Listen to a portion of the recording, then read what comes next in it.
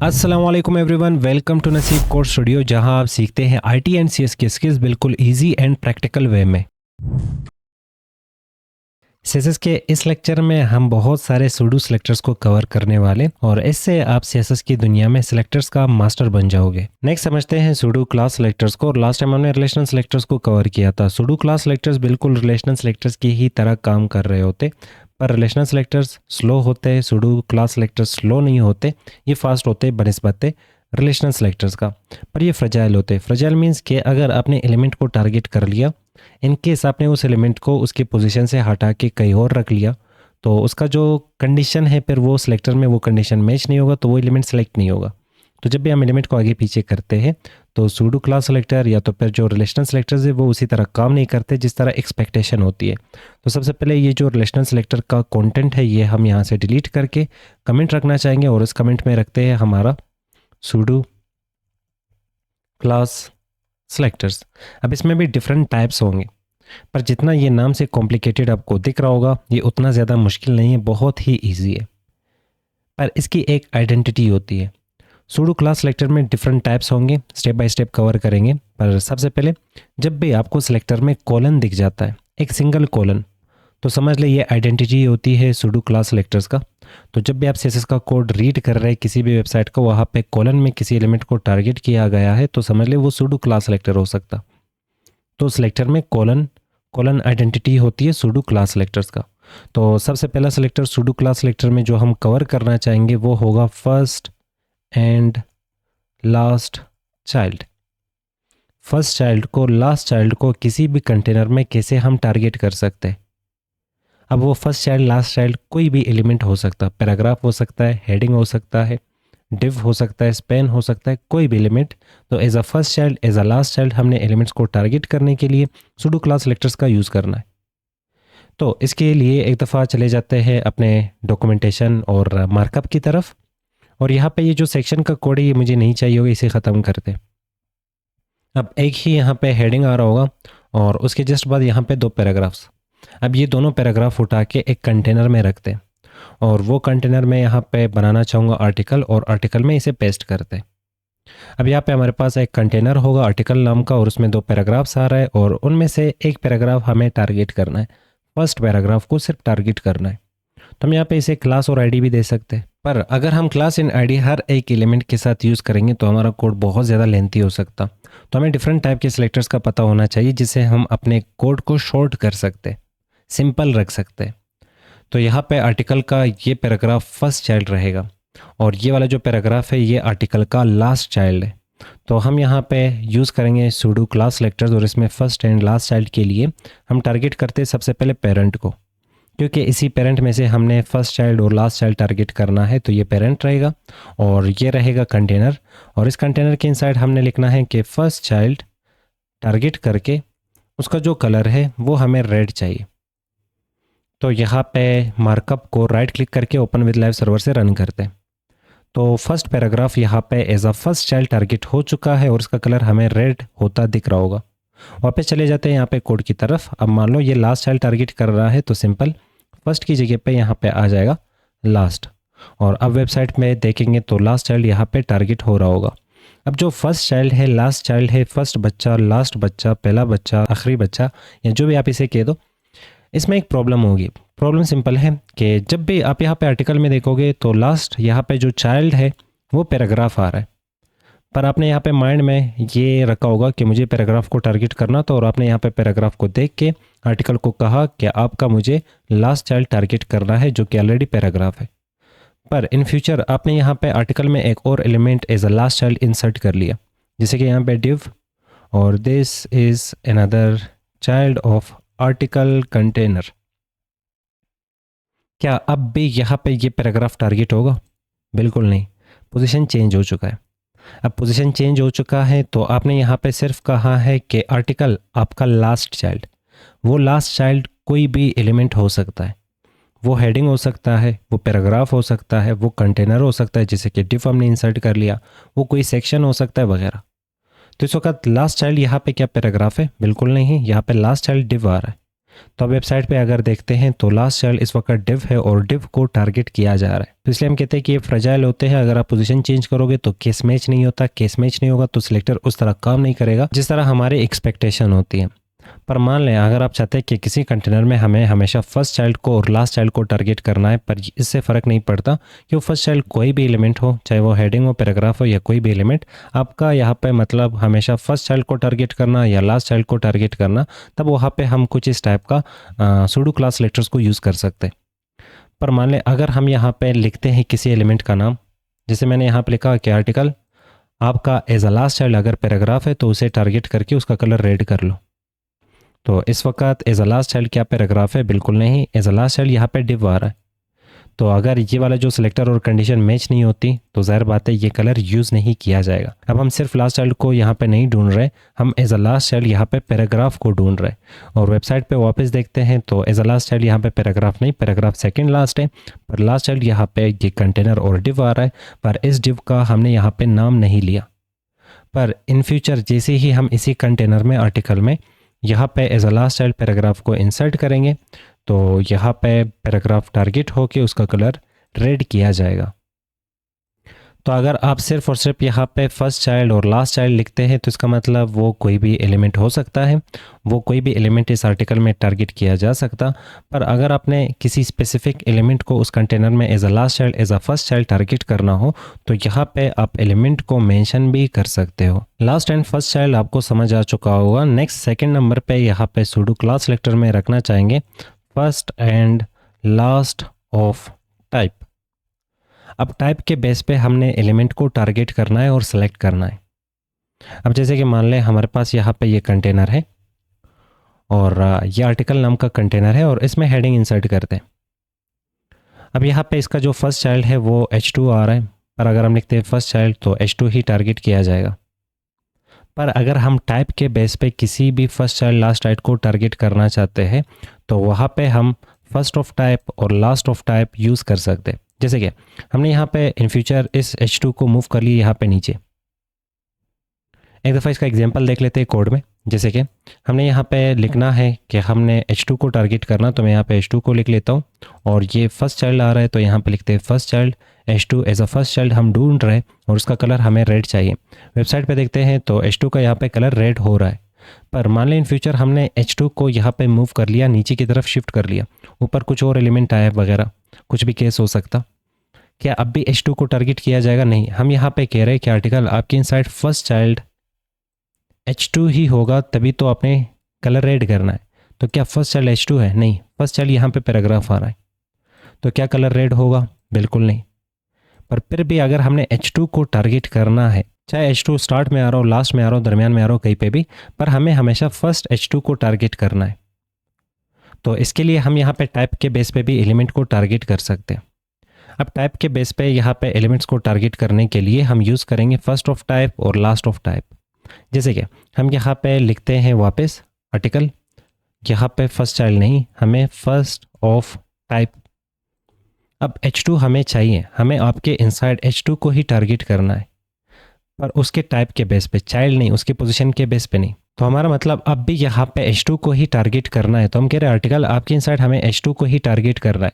पर अगर multiple H2 होंगे, आप कंटेनर के इनसाइड यहाँ पे स्टार्ट में आ रहा है पैराग्राफ, फिर आ रहा है H2 और फिर उसके बाद आ रहा है यहाँ पे पैराग्राफ, उसके बाद वापस आ रहा है H2, पर हमें ये वाला H2 टारगेट करना है। अब ये H2 स्टार्ट में आ सकता है, दरमियान में आ सकता है, लास्ट में आ सकता है, कहीं पे भी, पर फर्स्ट H2 हमारा टारगेट रहेगा। तो हमने कहा कि फर्स्ट ऑफ टाइप, टाइप में एलिमेंट्स में अगर H2 मैच हो जाता है, फर्स्ट H2 टारगेट कर लो। तो वेबसाइट पे जाके अब भी देखेंगे तो यहाँ पे H2 टारगेट हो रहा होगा। सेम इसी तरह लास्ट ऑफ टाइप भी होता है। तो हम यहाँ पे कोड की तरफ चले जाते। अब मान लें हमें बॉटम की तरफ से अगर लास्ट चाइल्ड को टारगेट करना चाहते तो वहाँ पे लास्ट चाइल्ड, पर यहाँ पे लास्ट टाइम हमने लिखा कि जैसे हम पैराग्राफ लिखते हैं और यहाँ पे लिखते हैं लास्ट चाइल्ड, तो इसमें गड़बड़ हो जाती है। अब यहाँ पे लास्ट में देखा जाए फिलहाल तो पैराग्राफ आ रहा है, तो ये पैराग्राफ तो टारगेट हो जाएगा, पर हमने यहाँ पे इन फ्यूचर किसी और एलिमेंट को इसकी जगह पे रखा एज अ लास्ट चाइल्ड, ये डिव रखा, अब पैराग्राफ नहीं रहा, पर लास्ट में हमने किसी और एलिमेंट को ऐड कर लिया। तो आर्टिकल का इस वक्त जो लास्ट चाइल्ड है वो डिव आ रहा है, पैराग्राफ नहीं आ रहा। तो ये जो last child as a paragraph हमने यहाँ पे यूज़ किया है ये काम नहीं करेगा। पर फिर भी अगर हमें लास्ट की तरफ से ये वाला पैराग्राफ टारगेट करना हो तो इसके लिए हम यहाँ पे लास्ट ऑफ टाइप लिख सकते हैं। तो यहाँ पे लिखेंगे लास्ट ऑफ टाइप। तो इसका मतलब कि आर्टिकल के इनसाइड पैराग्राफ को ढूंढ लो पर बॉटम की तरफ से। तो बॉटम में बहुत सारे एलिमेंट्स हो सकते हैं, पर जैसे ही पैराग्राफ किसी भी पॉइंट पे मैच हो जाता है तो फर्स्ट पैराग्राफ को बॉटम की तरफ से टारगेट किया जाएगा, लास्ट पैराग्राफ को इस कंटेनर के इनसाइड टारगेट किया जाएगा। तो हम यहाँ पे वेबसाइट की तरफ चले जाएंगे तो यहाँ पे ये वाला पैराग्राफ फिर टारगेट हो चुका होगा। अब बॉटम की तरफ से अगर स्टार्ट कर रहे हैं तो मान लो ये पैराग्राफ मैं डिलीट कर लेता हूँ तो ये भी फिर बॉटम से स्टार्ट लेगा और ऊपर की तरफ टाइप मैच करने की कोशिश करेगा और ऊपर यहाँ पे ये वाला पैराग्राफ इसे मिल जाएगा, तो फिर इसी पैराग्राफ को ये टारगेट कर लेगा।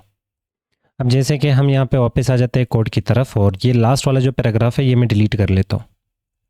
अब भी यहाँ पे आप कोड को समझ लें। हम कह रहे हैं कि आर्टिकल आपके इनसाइड बहुत सारे पैराग्राफ हो सकते, बहुत सारे एलिमेंट हो सकते हैं, पर हम यहाँ पे बॉटम की तरफ से आपने काउंटिंग स्टार्ट करनी है, ऊपर की तरफ चलते जाओ।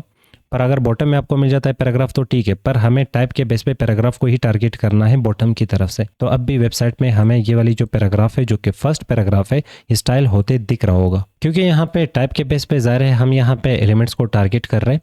तो हम कह रहे हैं कि आर्टिकल आपके इनसाइड बॉटम की तरफ से ढूंढना स्टार्ट कर लो, पर हमने यहाँ पे पैराग्राफ को ही टारगेट करना है, चाहे उसका पोजीशन कहीं पे भी हो। तो यहाँ पे काउंटिंग कुछ इस तरह से स्टार्ट हुई। आर्टिकल इसके साइड टाइप के बेस पे हमें पैराग्राफ चाहिए। क्या ये पैराग्राफ है? नहीं, टाइप मैच नहीं हुआ। क्या ये पैराग्राफ है? नहीं, टाइप मैच नहीं हुआ। बॉटम की तरफ से ढूंढा जा रहा है। क्या ये पैराग्राफ है? बिल्कुल यही पैराग्राफ है, टाइप मैच हो जाता है। तो जब टाइप मैच होगा तो पैराग्राफ सेलेक्ट होगा। और जब हम लिखते हैं फर्स्ट ऑफ टाइप और लास्ट ऑफ टाइप, इसमें एक ही एलिमेंट को टारगेट किया जाएगा और सिलेक्ट किया जाएगा। मैंने यहाँ पे एग्जांपल पैराग्राफ में दिया है, यहाँ पे आप H1 लिख सकते हैं, यहाँ पे H2 लिख सकते हैं, और यहाँ पे कोई डिव हो सकता है वगैरह, तो कोई भी एलिमेंट हो सकता है। और अगर हम सिर्फ लिखते हैं कि आर्टिकल लास्ट ऑफ टाइप, इसका मतलब क्या होगा? अब याद रख लो, इससे गड़बड़ हो जाती है। आप इसे फर्स्ट चाइल्ड लास्ट चाइल्ड की तरफ मत समझना।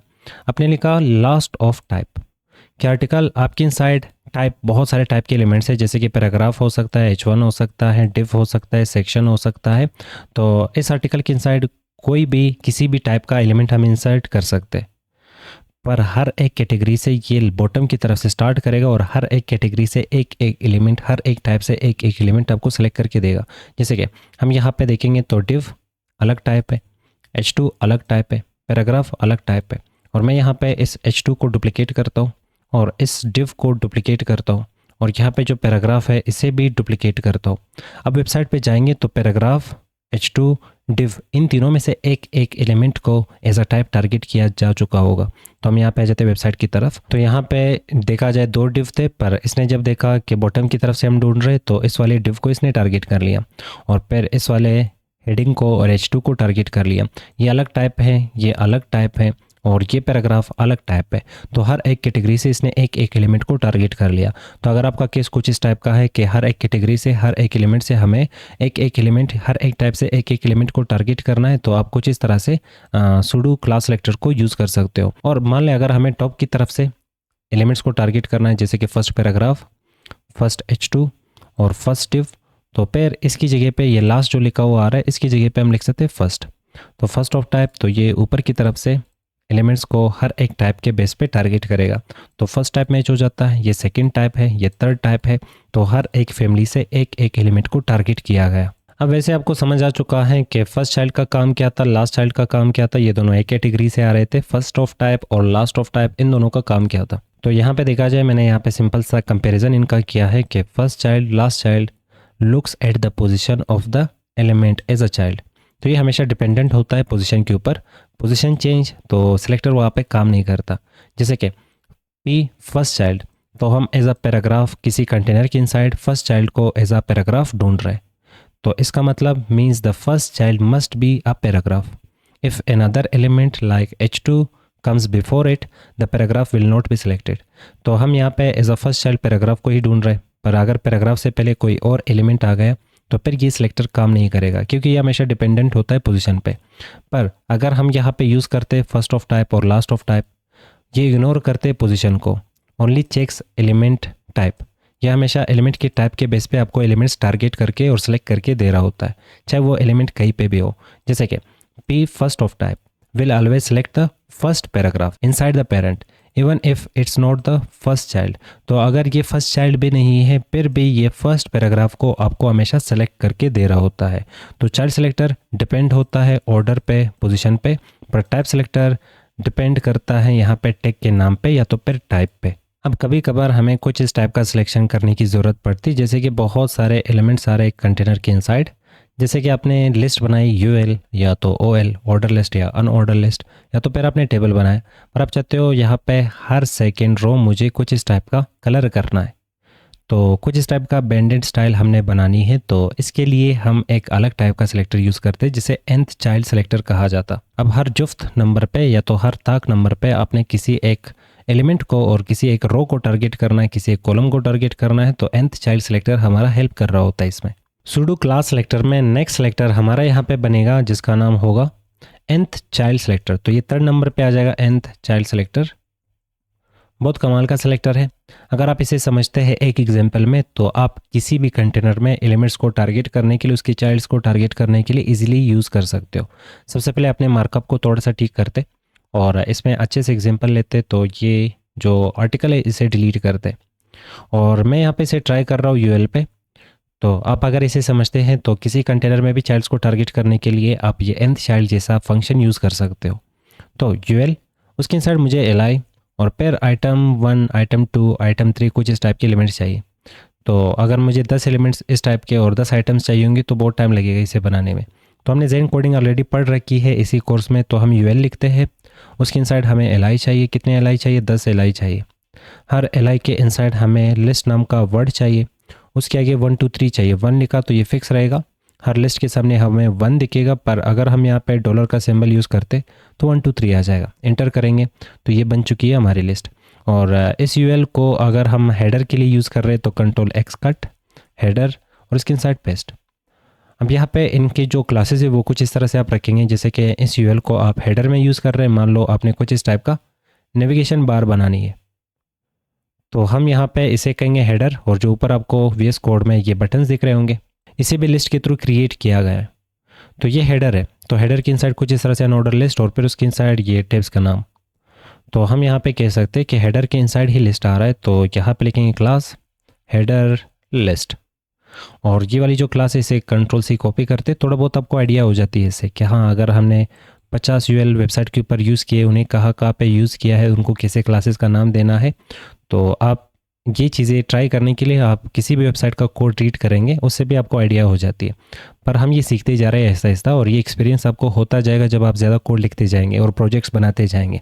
तो यहाँ पे आ जाएंगे स्टाइल की तरफ और सबसे पहले डॉट लगा के ये क्लास पेस्ट करते और उसके जस्ट आगे यहाँ पे लिखेंगे एल, क्योंकि इस वाले यूएल के इनसाइड बहुत सारे एल है और उसमें से हमने nth चाइल्ड टारगेट करना है, मतलब पोजीशन के बेस पे एलिमेंट को टारगेट करना है, उसके नंबर के बेस पे। उसका नंबर कौन सा आ रहा है, पहला आ रहा है, दूसरा आ रहा है, तीसरा आ रहा है। और ये एक फंक्शन होगा, तो यहाँ पे ये पैरेंथेसिस हमने इसके साथ यूज़ करना है। तो फंक्शन का हमेशा एक नाम रहता है और फिर पैरेंथेसिस, और इन पैरेंथेसिस में हम नंबर दे सकते हैं। पर उससे पहले जो भी एलिमेंट टारगेट होगा उसका बैकग्राउंड कलर रेड कर लो।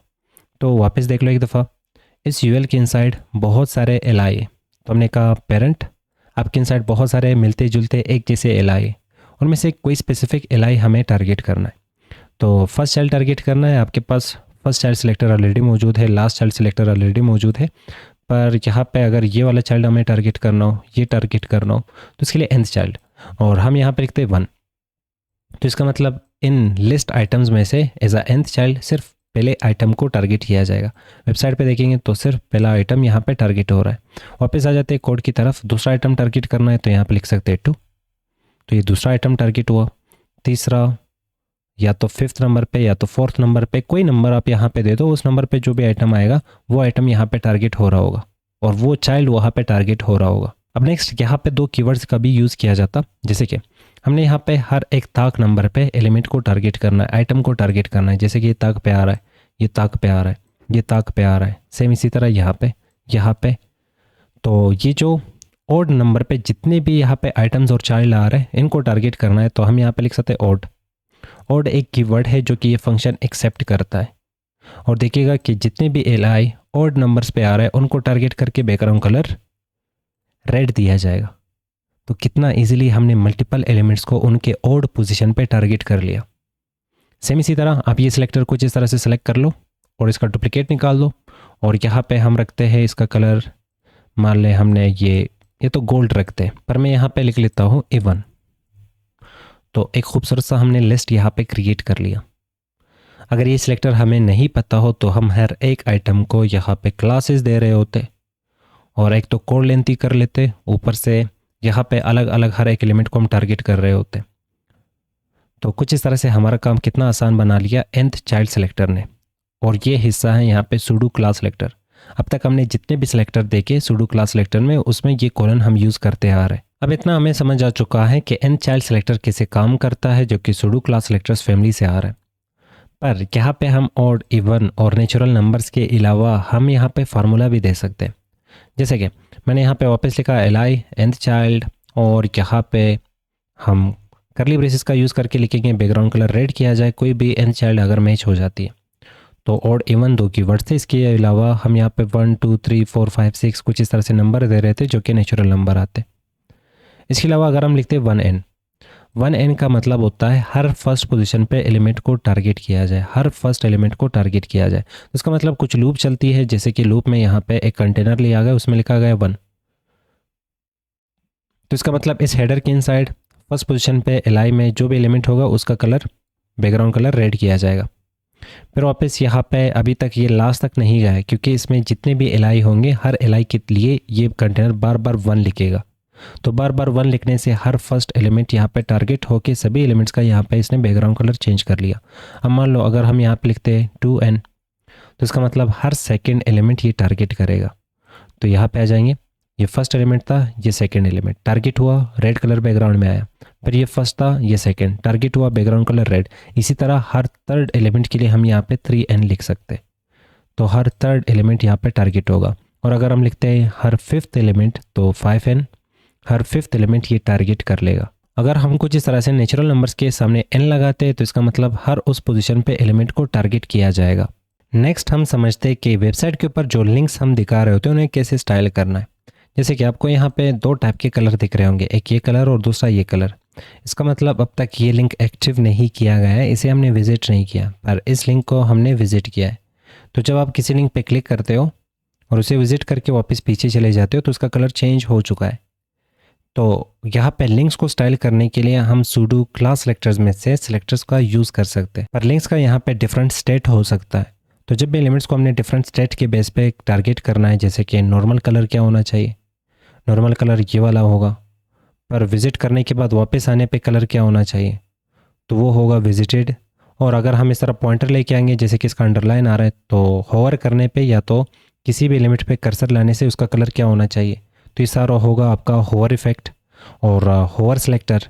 इसके बाद अगर किसी एलिमेंट को फोकस किया जाए, मतलब टैब की से आपने सेलेक्ट कर लिया, टैब की मैं यूज़ कर रहा हूँ, देख लो यहाँ पे एलिमेंट्स को सिलेक्ट किया जा रहा है, तो एलिमेंट्स का कलर क्या होना चाहिए, तो फिलहाल कलर नहीं, हमें सिर्फ बॉर्डर दिख रहा है, तो इसे कहा जाता है फोकस सिलेक्टर। और लास्ट हम यहाँ पे क्लिक और एक्टिव सिलेक्टर को सीख के सुडो क्लास सिलेक्टर को ख़त्म करते हैं। अब जो क्लिक है उसका मतलब कि अगर आप किसी भी लिंक पे क्लिक करते हो, फिलहाल तो क्लिक करके मुझे यहाँ पे पता ही नहीं चला मैंने क्लिक किया है या नहीं, तो अगर आप क्लिक करते हो तो क्लिक करने पे अगर अपने यूज़र को बताना है कि आपका नेट स्लो है, लोडिंग चल रही है, पर आपने इस वाले लिंक को क्लिक कर लिया है, जैसे नेट ठीक होगा और आपका नेट ठीक चलेगा, उसके बाद आपको ये लिंक विजिट कराया जाएगा। थोड़ा सा लोडिंग चल रही है पर आप ये एक्टिव कर चुके हो। तो इस टाइप के स्टेट्स के लिए हम यहाँ पे यूज़ कर सकते हैं नेक्स्ट सिलेक्टर, जो कि 4th नंबर पे आएगा, जिसका नाम हम यहाँ पे रखेंगे लिंक्स सुडो सिलेक्टर्स। इसका मतलब कि हम लिंक्स को स्टाइल करने के लिए सुडो क्लास सिलेक्टर्स की फैमिली में से कुछ सिलेक्टर्स मज़ीद यूज़ करने जा रहे हैं, पर उसके लिए हमारे पास एंकर्स का होना भी लाजमी है।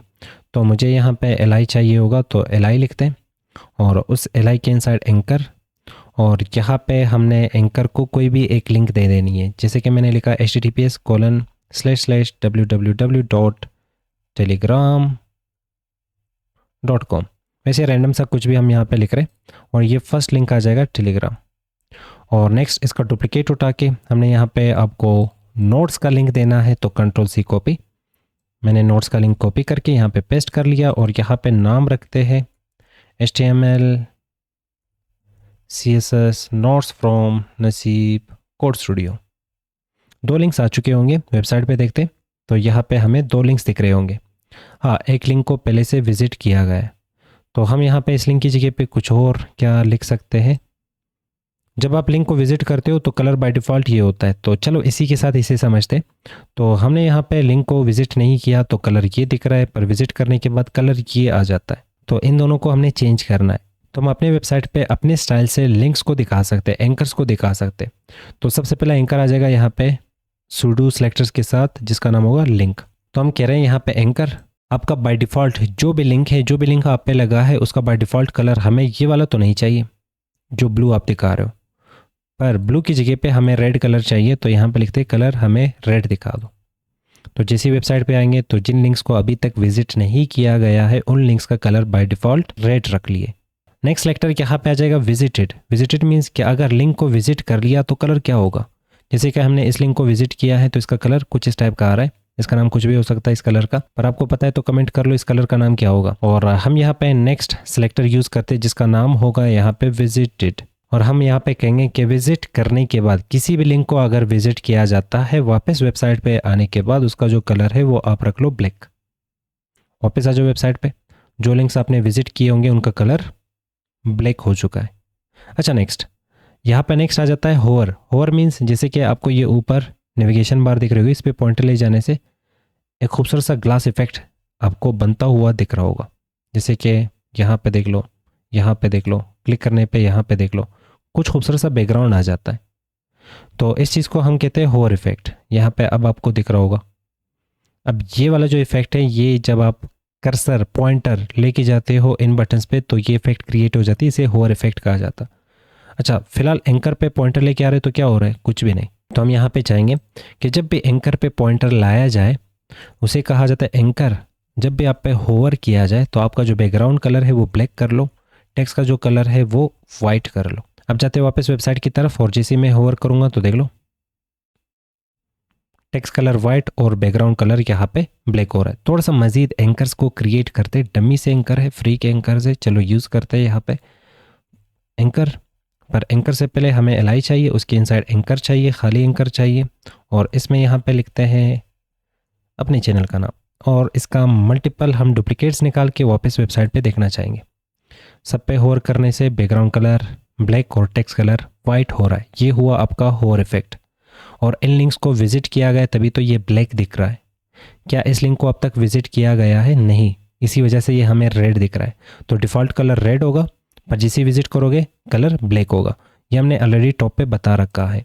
जैसे कि डिफ़ॉल्ट कलर लिंक का रेड होगा, विजिट करने के बाद ब्लैक कलर कर लो, पॉइंटर आएगा लिंक्स के ऊपर तो बैकग्राउंड कलर भी चेंज करना है, टेक्स्ट कलर भी चेंज करना है। ये चीज़ आप किसी भी एलिमेंट के साथ यूज़ कर सकते हो, ये जो होवर इफेक्ट है। जैसे कि हम यहाँ पे लिखते हैं डिव और डिव में हमने यहाँ पे h1 लिखा, दिस इज़ हेडिंग 1 और इसके जस्ट बाद हमने पैराग्राफ और लॉरम के थ्रू कुछ कंटेंट। अब इस डिव का बाय डिफ़ॉल्ट कलर हमें ब्लैक दिख रहा होगा, पर हम यहाँ पे चाहेंगे कि डिव आप पे जैसे ही होवर किया जाए, आपकी इनसाइड h1 है और पैराग्राफ है तो उनका जो कलर है वो रेड कर लो। वापस आ जाते हैं वेबसाइट पे। अब जैसे ही हम इस पे होवर करेंगे तो देख लो इनका जो कलर है वो यहाँ पे रेड हो रहा है। तो ये जो होवर इफेक्ट है ये किसी भी एलिमेंट के साथ आप यूज़ कर सकते हो। अब यहाँ पे ये सिलेक्टर ख़त्म नहीं होते, दो मजीद सिलेक्टर्स होते हैं, एक एक्टिव के लिए, दूसरा फोकस के लिए। एक्टिव मीन्स कि अगर हम किसी भी लिंक पे क्लिक करते तो क्लिक करने से पता ही नहीं चला कि हमने इस पर क्लिक किया या नहीं। फिलहाल मैंने अपने माउस से क्लिक पकड़ के रखा है पर पता नहीं चल रहा। तो हम यहाँ पे क्लिक पे भी कुछ दिखाना चाहते हैं कि हाँ इस लिंक पे क्लिक किया गया। एक छोटा सा ब्लिंक हमने करना है। अगर नेट किसी का तेज़ हो तो वो ब्लिंक दिख जाएगा या तो फिर जल्दी से ये लिंक विजिट कराया जाएगा। पर अगर किसी का नेट स्लो हो तो फिर जैसे आप इस पर क्लिक करोगे तो इसका कलर कुछ और हो जाएगा और ज़ाहिर बात है उसे बताया जाएगा कि अब तक आपने इस लिंक को एक्टिव किया है, थोड़ा सा वेट किया जाए ताकि आपका नेट ठीक हो जाए, आपको ये लिंक विजिट कराया जाएगा। तो इसके लिए यहाँ पे लिखेंगे एंकर। जब आपको एक्टिव किया जाए एक काम कर लेना, जो बैकग्राउंड कलर आपका ब्लैक है उसे रेड कर लो, बस इतना ही करना है। वापस आ जाते हैं वेबसाइट की तरफ और जैसे ही फ़िलहाल तो होवर इफेक्ट आ रहा है यहाँ पे ब्लैक एंड वाइट के साथ। जैसे ही मैंने क्लिक कर लिया, मैंने लेफ़्ट क्लिक पकड़ के रखा है तो हमें यहाँ पे पता चल रहा है कि अच्छा मैंने क्लिक कर लिया, बैकग्राउंड कलर यहाँ पे रेड हो चुका है। तो ये हुआ आपके पास एक्टिव कि मतलब माउस के क्लिक पे आपने इनका कलर क्या रखना है।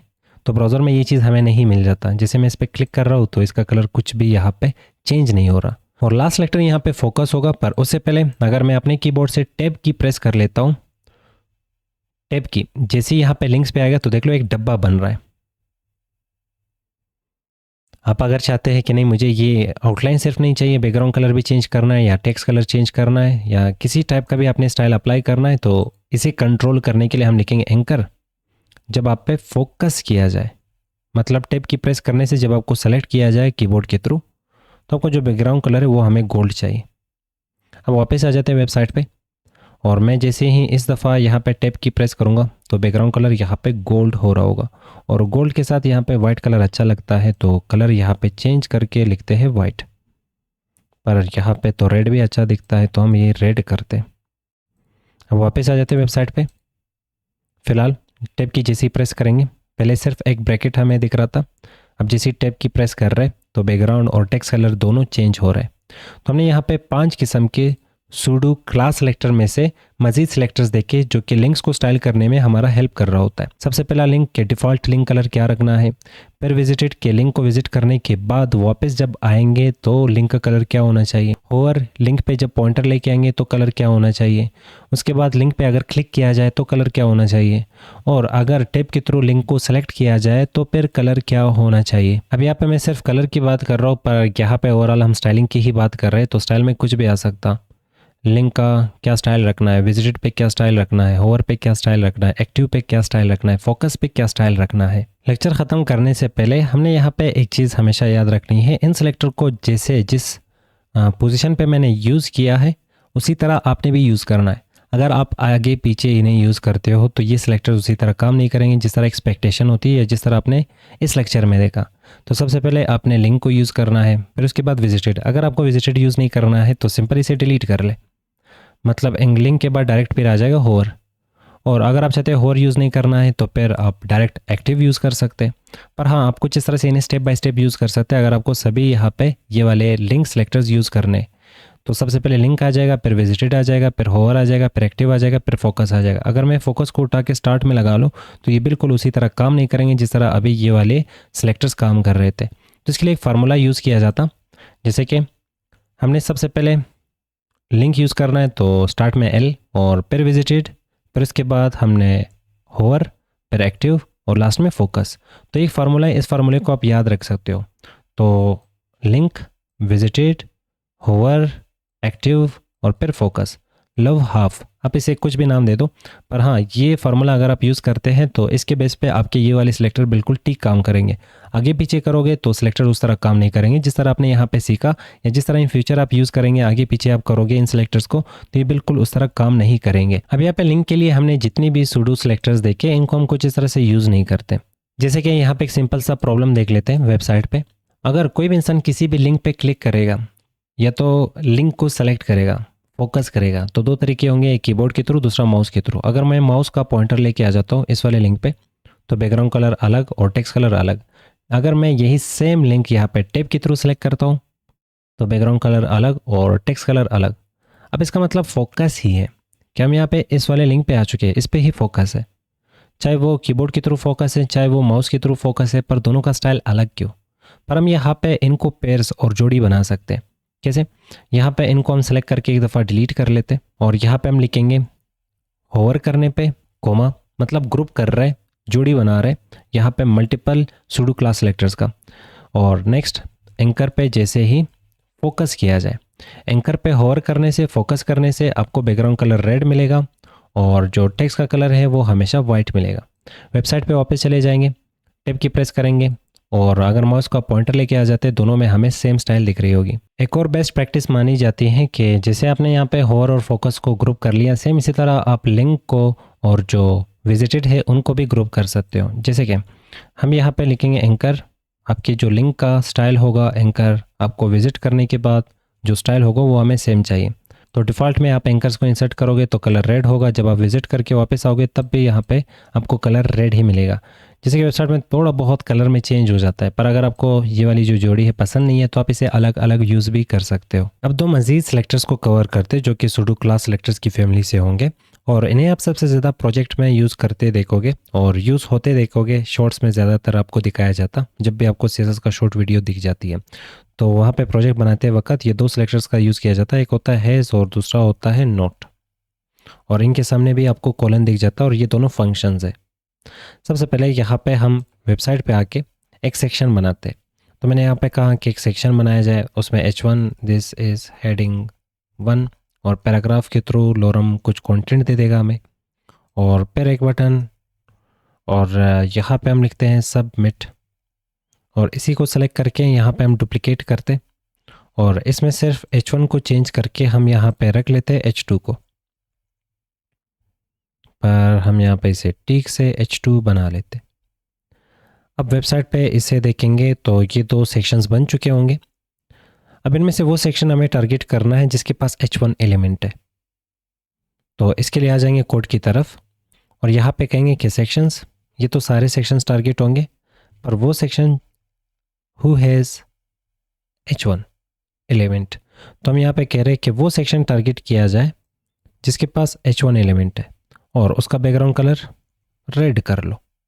वेबसाइट पे आके देखोगे सिर्फ यहाँ पे फर्स्ट वाला सेक्शन टारगेट हुआ क्योंकि इसी में ही इसे H1 मिल चुका है।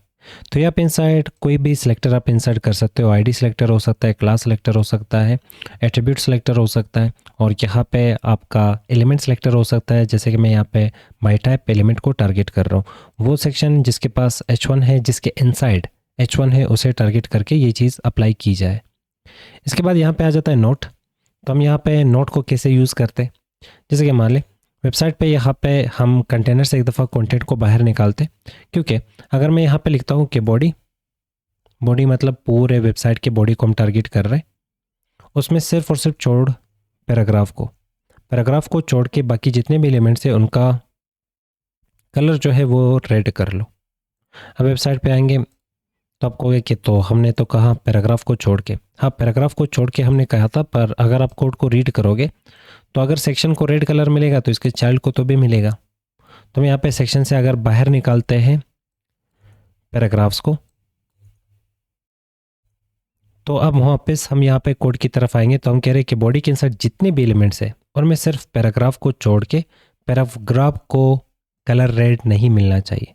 पैराग्राफ को कलर रेड नहीं मिलना चाहिए तो किसको मिलना चाहिए, बाकी जितने एलिमेंट्स रह जाते हैं। वेबसाइट पे आके देखोगे तो पैराग्राफ को छोड़ के बाकी जितने एलिमेंट्स रह चुके हैं उनको यहाँ पे रेड कलर मिल रहा है। तो यहाँ पे भी डिफरेंट टाइप के आपके सिलेक्टर्स आ जाएंगे। आप यहाँ पे क्लास सिलेक्टर दे सकते हो, यहाँ पे एलिमेंट सिलेक्टर हो सकता है जैसे मैंने यूज़ किया, यहाँ पे आईडी सिलेक्टर हो सकता है, यहाँ पे एट्रीब्यूट सिलेक्टर हो सकता है। और हम कुछ इस तरह से भी इसे लिखते हैं कि हम कहते हैं कि वो पैराग्राफ जिसके पास ये वाली क्लास नहीं होगी, पैराग्राफ को तो टारगेट करना है पर जिसके पास ये वाली क्लास नहीं होगी। अब वेबसाइट पे आएंगे, फिलहाल दोनों पैराग्राफ यहाँ पे स्टाइल हो रहे हैं क्योंकि दोनों के पास ये वाली क्लास नहीं है। तो मान लो ये क्लास हम यहाँ से Ctrl+C कॉपी करते और यहाँ पे आके किसी एक पैराग्राफ पे लगा लेते, जैसे कि ये फर्स्ट पैराग्राफ, इस पे हमने ये वाली क्लास लगा ली। तो हम कह रहे पैराग्राफ को टारगेट कर लो पर उस पैराग्राफ को छोड़ दो जिसके पास ये वाली क्लास होगी। वेबसाइट पे आके देख लो, फर्स्ट वाली पैराग्राफ को छोड़ के इसने बाकी जितने भी पैराग्राफ आप वेबसाइट पे इंसर्ट करते जाओगे उनका कलर ये रेड करता जाएगा। नेक्स्ट समझते हैं सूडो एलिमेंट सिलेक्टर्स।